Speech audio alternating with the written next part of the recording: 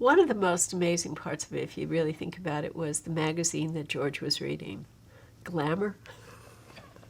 I think that was just like from the get-go. That episode was just truly great. And I think one of the really funny aside stories, because we talked about the fact that, Rick had told Warren Littlefield it was not going to be a problem. I think also when the network sponsors heard what the content was going to be, a lot of them pulled out. And then when they saw the episode and realized the reaction to it, a lot of them wanted to be part of it when it re-aired.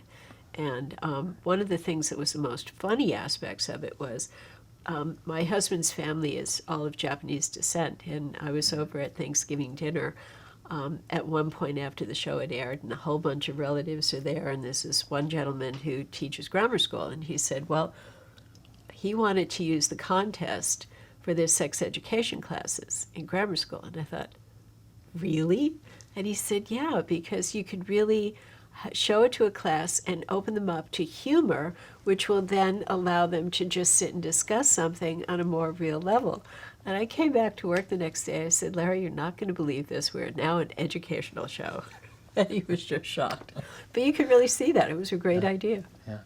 Now, that makes me think, in terms of the scripts, when did you, for instance, know that they were going to do the contest in the scheme of things? Oh, well, Larry mentioned it to me one day. He was in the editing room, and it was just casual conversation, and he said, oh, I'm going to do a show about masturbation. I said, really?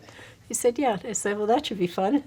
And, he was just very casual about it. But the thing that was fun about Larry was he had his office, and he would write out loud, where he would have a legal pad, and he'd just be writing everything in longhand, but he would say everybody's part. And that's also where the music comes from, where if he said it aloud, you just know, does it work or doesn't it?